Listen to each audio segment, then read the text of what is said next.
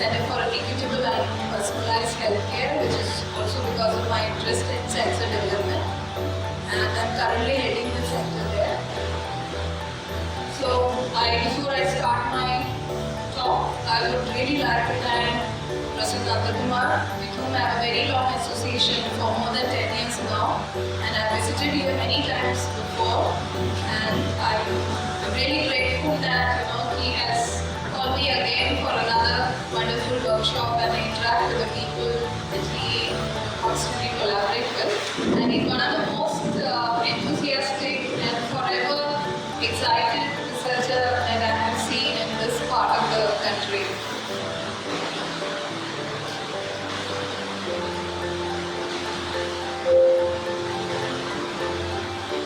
Yeah, so we have basically at Plaksha University, which is it's a new age university where the main motto is to reimagine the technical education, because if I put it in one word, what they think is government puts in a lot of money for engineering education, science education, but the impact on the society, addressing the grand challenges of the society has been very, very less, particularly in the Indian context. So the curriculum, the research activities, entrepreneurial activities, and social impact, CSR activities from the industries are all catered towards reimagining the technical education to the point that we address 4 important challenges. These are not the only challenges, but this is what Plaksha has decided to look at. So they look at energy, which is one of the important criteria of a nation whose population is the highest in the world now. Young population ready to work, infrastructure development is on the rise, and therefore energy is going to be a problem in the coming decades. So is the agriculture. Sustaining food for this high population without water pollution, without soil pollution is again going to be a criteria. Against the backdrop of India is also on the red alert in terms of water scarcity, so that is again going to compound all of these problems, whether it be the energy or agriculture or water security. So that's why food, water, energy nexus has come in. And Mohali, where Punjab is situated, has highest cancer ratio in India. India, for every 1 million population, 80 people have cancer, acute cancer, and that's a national average. Mohali tops it with 125 per million population. And this is largely coming from, not just because of that, but it's largely coming from Punjab is the rice and the wheat part of the country, providing the highest amount of the food grains to the whole nation. So there is an extreme utilization of the soil nutrients, extreme utilization of the water content, that is almost depleting, the state is depleting of its water. That it's really touching the heavy metals and the other contents at the soil level. And the usage of pesticides have been very high. So all of these are starting to contribute to Punjab having a very high incidence of cancer. So then the 4th challenge at the Plaksha University has become to address this problem as the 4th grand challenge. And then we do also have and so that is where our work currently, both for water security and the Center for Equitable and Personalized Healthcare. And we also have the Data Science Institute, because when you're addressing the problems, when you're addressing these problems, particularly in the real time and on field, curation of huge amount of data becomes a challenge, and that is where our data center is helping all these research centers that are trying to address the grand challenges. We also have a list of 4 labs which are specialized in different kinds of measurements and investigations, assisting these centers. So I am not going to get into the details of all of that. So, Center for Equitable and Personalized Healthcare, recently we have got huge funding for setting up an In-Vitro diagnostic lab, which has kind of shaped our focus of the research for next 4 to 5 years time. And what we would like to look at currently, because this is not the only theme, but this is the major theme, because in our university at the moment we do not have independent labs. We work as center, faculty put together their efforts, their facilities, their money and the time together to address these problems, and they are, at the moment, they do not work in silos. So what we try to do is to develop cutting-edge tools for different diagnostic requirements that can improve the healthcare sector, particularly for non-communicable diseases like cancer and diabetes, which is on the rise in India. And when I say that, to develop the cutting-edge diagnostic tools, what we are essentially trying to target is to come up with the next step of the bioinformed technologies. Why we want to do that is because we need to elucidate the individualized susceptibility in the context of Indian population, and also to provide more personalized treatment decisions. Well, you may think that why is it so important? Why is it so important is because as of now the current or the existing diagnostic technologies, particularly from the Indian context, has certain limitations. The most important being we treat all the people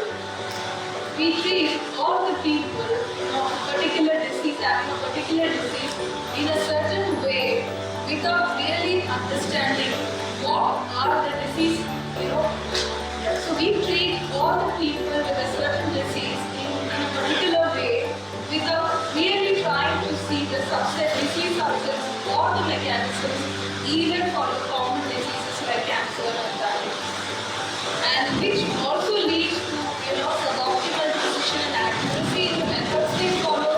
And all the time there is a delay in results because of the complex workflow of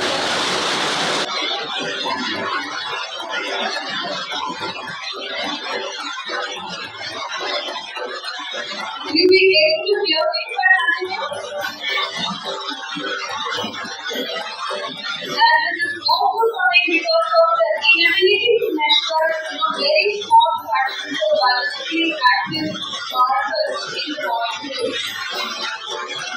And when I say that we fail to detect the disease subsets of the mechanism, it is because among the data that is available in medical literature is to do with the Western population.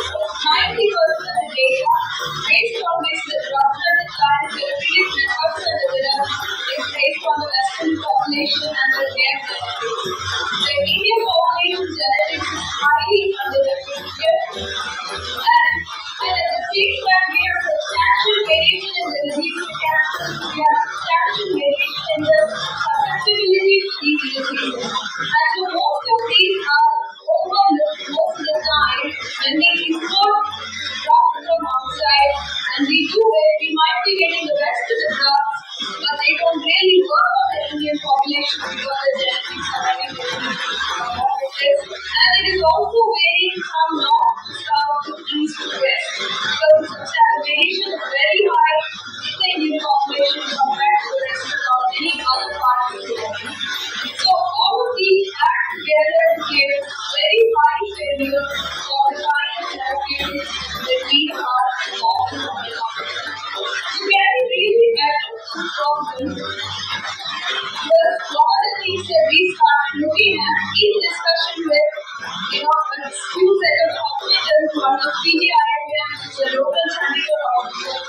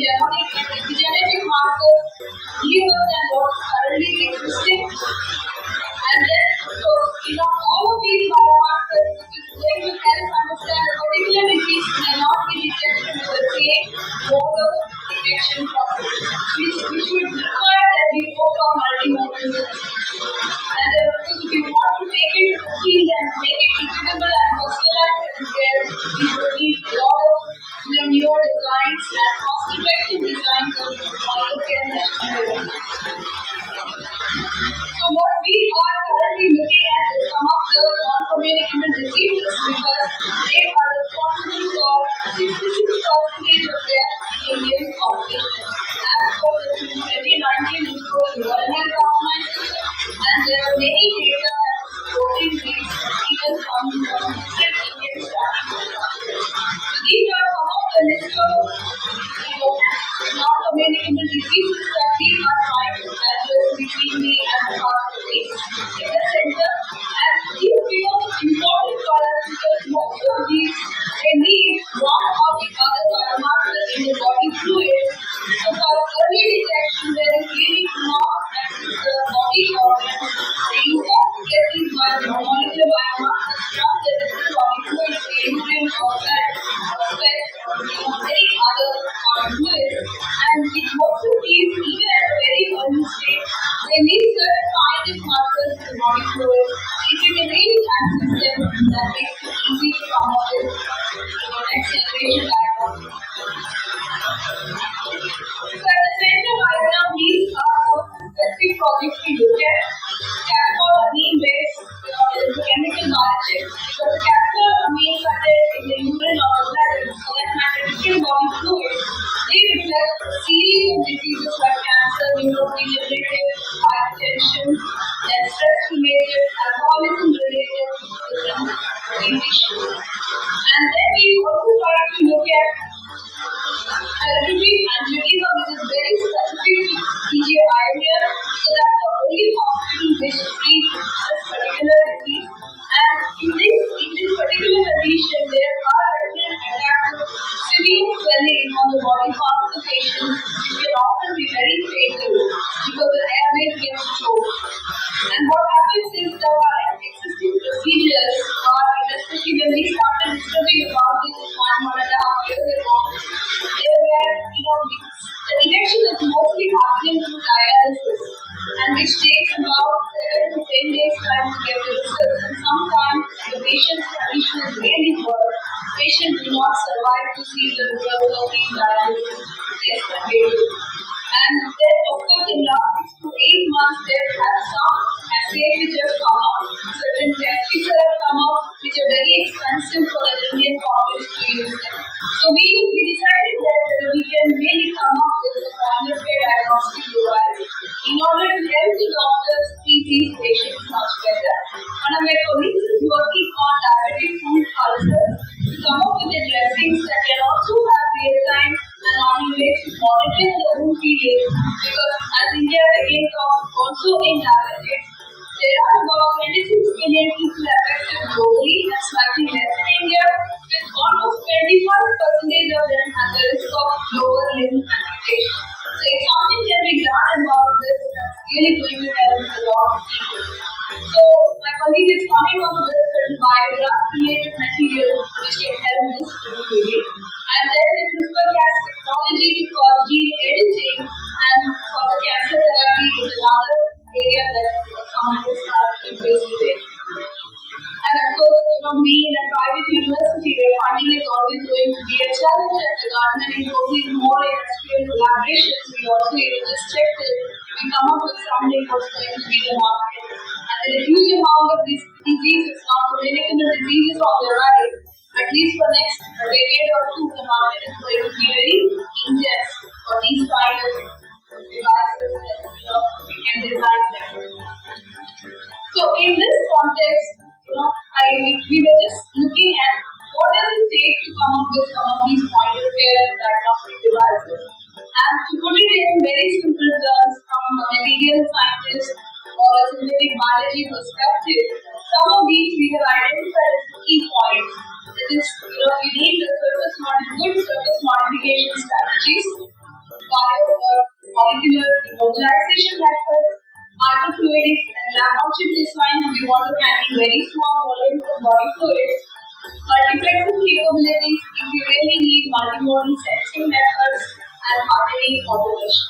So essentially, when you really break it down to what does it take to come up with some of these point-of-care diagnostic devices that are simple, material, and trivial techniques beyond a little bit of understanding of biology. And these are some of the transduction mechanisms that we are currently looking at.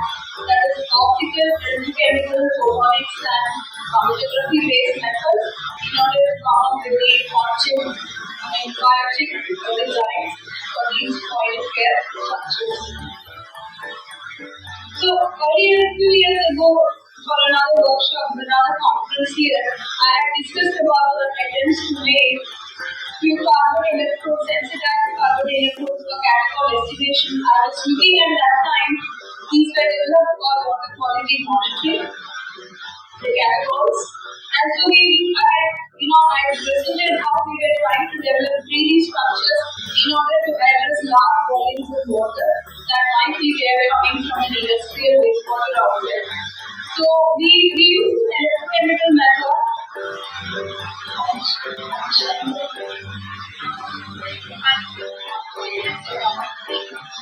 So we came up with an electrochemical detection method where we use the nickel oxide, which is a highly industrial catalyst, and then we use latex enzyme in order to give a very good sensitive detection of catechol in water with a limited detection that is almost touching nanomolar, but then put it at micromolar scale and electrodes the three-dimensional structures in order to handle large body. So the essential feature is you need a redox center, and the detection proceeds through reversible oxidation reduction of the analyte that we are looking at. So the people who are working on electrochemical sensing methods in order to detect small analytes in water, this is a very clear mechanism. So what we thought is, if I detect catechol amine, which is just a derivative of these catechols, I might as well, use the same method in order to do it. Now then, and either the urine, it is still the aqueous medium, with the kind of interferences that might come up will be certainly different, because we are not looking anymore at the wastewater, we are just looking at the other constituents in the body fluid, which is the urine in this case. And it's going to be slightly more different if you have to look at blood or cerebrospinal fluids or any other, which are the typical body fluids you may want to look at if you are looking at this as a diagnostic method. So keeping that in mind, and now my target is to come up with an equitable, cost-effective, portable device. I wanted to try how exactly the miniaturization can be done. And after few trials, we decided that we want to try this on a glossy carbon electrode, which is another standard electrode people electrochemists often use to establish mechanisms and methods. And then finally, for a portable device, I may want to map it onto screen printing electrodes, which can be easily inserted into any electronic design with potential standard we might come up. But then that translation was not very easy because I was working on 3D structures where silicon oil was what I was using in order to have bigger electrodes for water quality testing. And I have to literally redo the entire testing, now changing the medium to isopropyl alcohol and coating it on a very thin surface of the glassy carbon electrode that is commercially procured. And then, wrap it on again on this lubricated electrode. From then, after several trials, we could achieve, of course, the figures are going to be different, a lot different from what you see. This is for the electrocatalysis, and this is actually for the electromixing, but it's more or less same for the electrocatalysis as well. And so we figured out that there is a lot of changes that are happening when we are trying to map the same technology from the 3D structure to very thin layers of the carbon electrode. And what we tried to see the peak-to-peak separation in this, the current that is flowing, which was very impressive in terms of the numbers that we had got, much better than what we had for the 3D structures in the previous case, and the impedance measurement, which gives the charge transfer resistance, is largely reduced from 452 ohms to 90 ohms. And then we are trying to, and this is the electrocatalysis testing that I did, which gave quite impressive results in terms of whether it is a diffusion control mechanism, what is the kind of pH variations, what is the kind of potential variations that you can test it. I'm not going to get into the details for the shortage of time. And then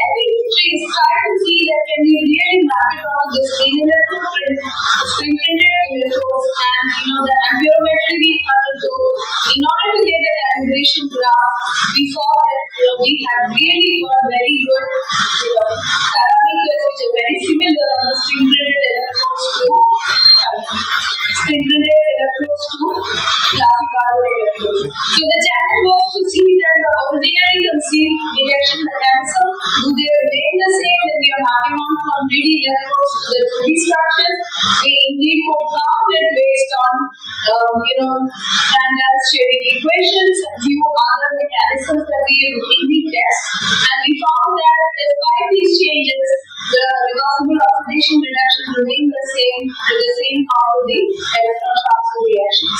And so these are the numbers for the electrocatalysis, slightly different from the one that you saw in the previous slide. Previous slide was for the electro testing, and these are for the electrocatalysis to detect the catechol. And I would also like to say that in the previous case, we really used two different sets of buffer solutions. We could do away with all of that, and then I would also like to stress that these are without the enzyme. These are without the enzyme, and we could manage to get very good detection facility, which is not possible in the case of 3D structures. And these are the interference studies conducted on the two set of electrodes, plastic carbon electrode and spin printed electrode, with about 9 of the common other alcohols that we did, which is again very similar to what we got for the 3D structures, but then much better the results here. And a comparison with a lot of features that are very much lower at the limit of detection compared to all the others that could be found in the literature.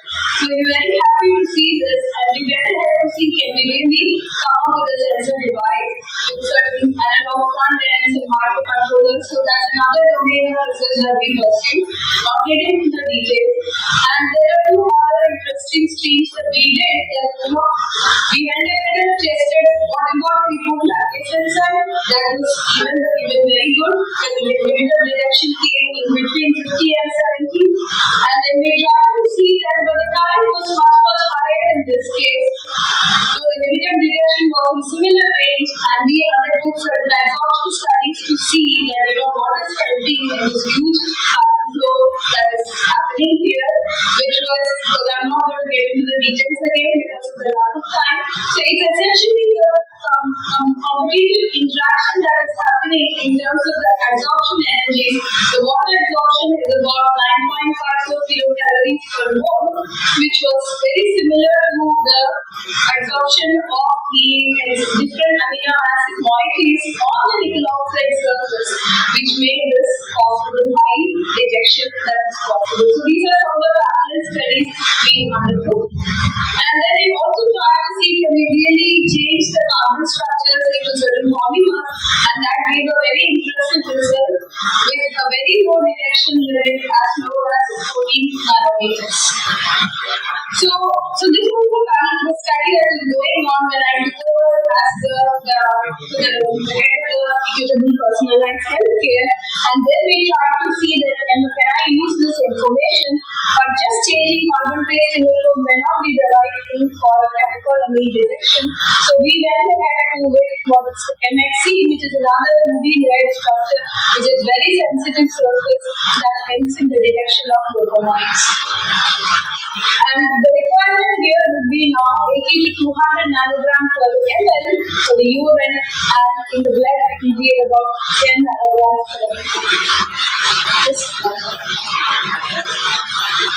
So we tested these electrochemical parameters which were interesting, and we did the scan rate testing, etc. And we could also get very good detection facilities, detection capabilities of the dopamine in water. That's where we stand right now.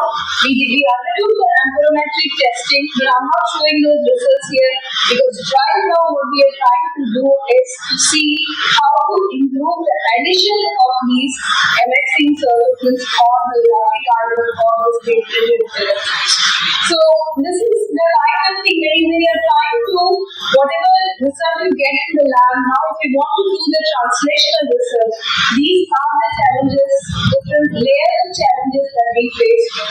I had actually planned to show another set of work my colleague had done, but for scarcity of time, I would just stop with where I just finished. Thank you for your patient listening, and any questions you have, you will ask me.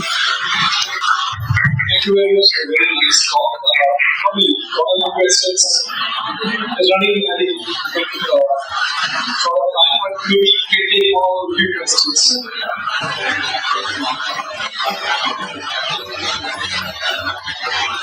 I was just told that you mentioned as already converted of the slide you mentioned as cost education. Could you talk as yeah, I was just knowing why you use that as see, when we are doing any structures, we are not get the backward detection. So that can be needed the language inside into one. So initially when we were working on these structures, the current flow that is happening only on the left side place was not very enough to have a precise coordination. So at that point, lactase which is known to bind and come well, we develop that to the organism. But what happens when you anatomics, very small structures, and after when you do miniaturization, the surface modification becomes not different. The surface is changed. And the one that I showed how the absorption energy is very, because even we are surprised to see that at miniaturized level, we really do not require that is still improves the limited detection and the range, so we can get good results even without this. Because now the surfaces are